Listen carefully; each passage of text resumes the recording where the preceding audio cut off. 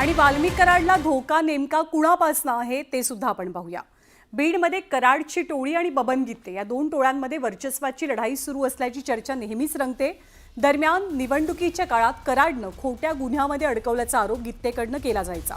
बापू आंधळे खून प्रकरणामध्ये अडकवल्याचा आरोप सुद्धा वेळोवेळी बबन गित्तेनं केला होता। एकीकडे बबन गित्तेला ठार करेपर्यंत चप्पल घालणार नाही अशी शपथ कराडनं घेतल्याची चर्चा होती, तर दुसरीकडे कराडचा काटा काढेपर्यंत आपण मिशी आणि दाढी करणार नाही असाही दावा बबन गित्तेनं केल्याचं बोललं जातं। तर कराडचा क्रमांक 2चा शत्रू म्हणजे महादेव गित्ते। कराडनं खोट्या गुन्ह्यामध्ये अडकवल्यामुळे तुरुंगात जावं लागल्याचा राग हा महादेव गित्तेच्या मनात असल्याचं सांगितलं जातं आणि याच रागातनं काही दिवसांपूर्वी कराड आणि सुदर्शन गुन्हेला महादेव गित्तेनं मारहाण केल्याचा आरोप सुद्धा झालेला। कराडच्या विरोधातला आणखी एक नाव काही दिवसांपूर्वी समोर आलं ते होतं शिवराज बांगर। शिवराज बांगरनं कराडला जीवे मारण्याची धमकी दिली होती आणि त्या बदल्यात त्यानं कराडकडनं 15 लाखांची खंडणी उकळण्याचा आरोप सुद्धा झाला। कराडचा क्रमांक 4चा शत्रू हा बाहेरचा नाही तर त्याच्याच टोळीतला असू शकतो अशी सुद्धा चर्चा रंगते। वाल्मिक कराडमुळे आता तुरुंगवारी आणि जन्मठेपेची शिक्षा भोगावी लागू शकते आणि याच रागातनं कराड गँगमधलाच कोणीतरी त्याच्या जवळचा माणूस त्याचा काटा काढू शकतो अशी चर्चा बीडच्या वर्तुळामध्ये सध्या रंगू लागलेली आहे। राज्याचे उपमुख्यमंत्री एकनाथ शिंदे आणि अजित पवार या दोघांच्याही नाराजीची चर्चा रंगतेय। निमित्त आहे त्याला डॉक्टर बाबासाहेब आंबेडकरांच्या जयंतीचं। मुंबईतल्या चैत्यभूमीवरती डॉक्टर बाबासाहेब आंबेडकरांना अभिवादन केल्यावरती राज्यपाल आणि मुख्यमंत्री यांची भाषणं झाली, पण यावेळेला दोनही उपमुख्यमंत्र्यांच्या भाषणाला ऐन वेळेला कात्री लावल्याची चर्चा असून त्याच मुद्द्यावरनं ही नाराजी रंगल्याचं बोललं जात आहे।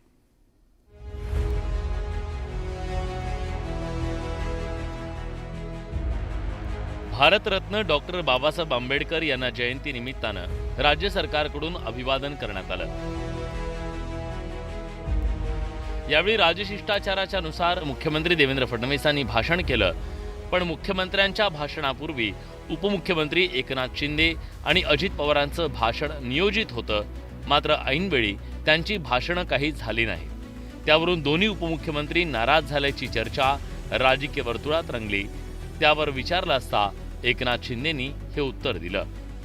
मैं बाबा साहेब जी को उनके जयंती के अवसर पर विनम्र अभिवादन करता हूँ, कोटि कोटि प्रणाम करता हूँ। दोन्ही उपमुख्यमंत्र्यांच्या नाराजीच्या चर्चेनं विरोधकांना आनंदाच्या उकळ्या फुटल्या नसत्या तरच नवल। त्यांच्या सरकारमध्ये 3 पक्षामध्ये प्रचंड वाद सुरू आहे, प्रचंड वाद सुरू। मी जे म्हटलंय की एक दिवस कॅबिनेटमध्ये हाणामाऱ्या होत्या, एक दिवस त्यांच्या कॅबिनेटमध्ये तुम्हाला हाणामारा झालेला दिसतील। बघा तुम्ही, हे माझं वाक्य तुम्ही लिहून ठेवा, मार्क दिस, कॅबिनेटमध्ये मारामाऱ्या। नाराजी नाट्याची चर्चा माध्यमं आणि राजकीय वर्तुळात सुरू झाल्यानंतर महायुतीतील घटक पक्ष त्या चर्चेला पूर्णविराम देण्यासाठी मैदानात उतरले।